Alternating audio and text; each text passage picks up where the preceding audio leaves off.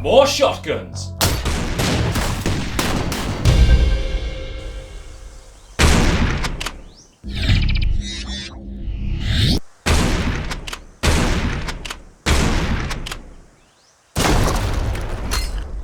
Serious Sam 4. Oh yeah! It's now before First Encounter, the previous prequel, and the shotguns have some new looks and tricks.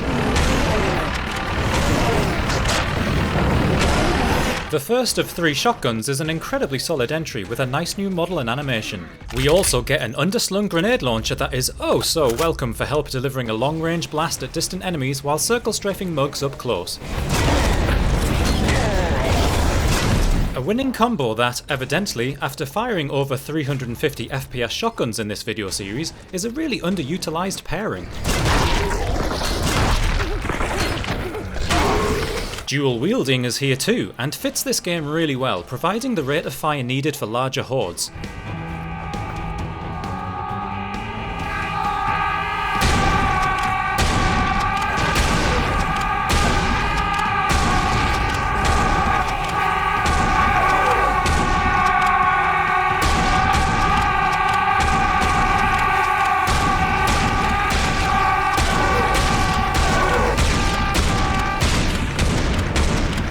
It's butter smooth. The feeling of blasting away the ultra-reactive lower tier enemies is really hard to beat. I love it! You know, this is Sam's best ever pump action shotgun. It's got the looks, dynamics and punchy feel all wrapped up in a serious backpack. 10 out of 10. Go Crow team.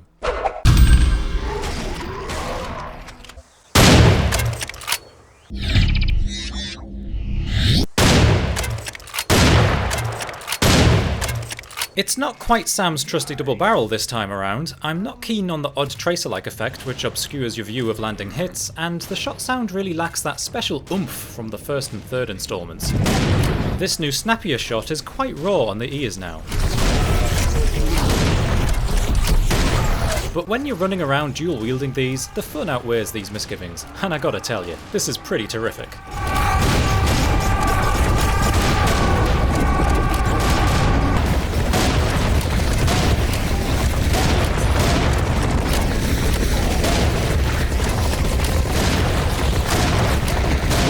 Enemy impacts and reactions are just as comically good as we've seen in previous Sam games, which, while nothing new, is still a great formula that's way more fun than pummeling beige bullet sponges. Tearing these stocky enemies apart with this thing is still oh so satisfying.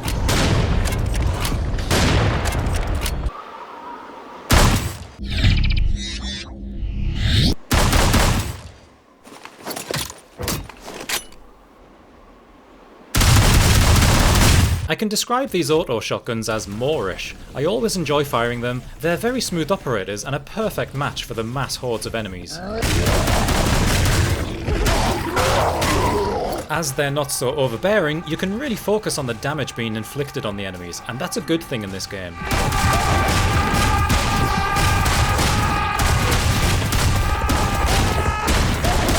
Dual wielding is a kind of mayhem we could all use in any FPS game from time to time, a proper power trip.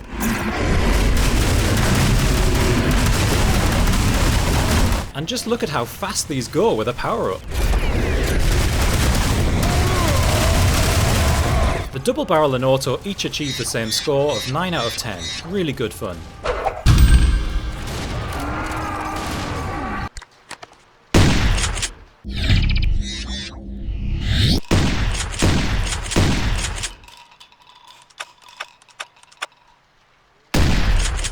G-string. Take Half-Life 2 shotgun, swap the model and make the sound design a little worse and voila, you have G-string shotgun.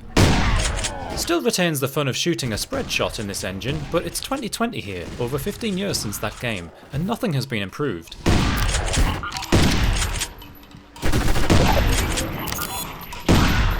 It's a missed opportunity as I can see a lot of love went into this game, but this shotgun design is just lazy.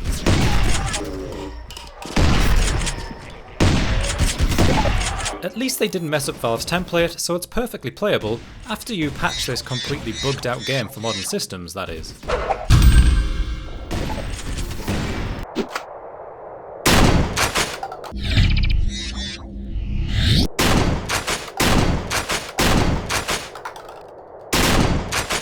Perilous Warp. The shotgun here is a Quake 2 rip-off, not something you really want to be going for in 2020.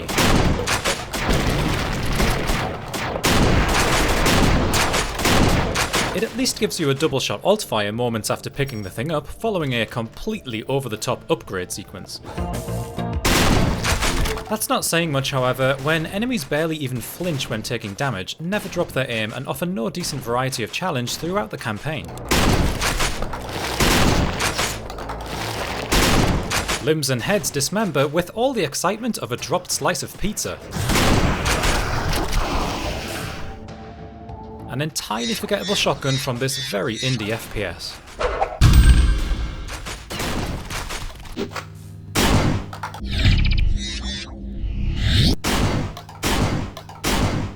And here we have the secret shotgun, hidden away presumably because the developer was embarrassed to include it in the main arsenal.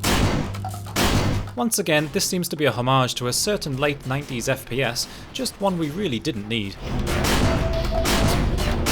It's only offering a slightly increased rate of fire over the double barrel and has no alternate shot mode.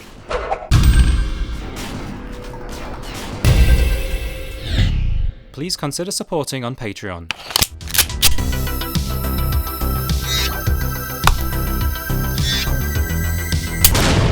I love it.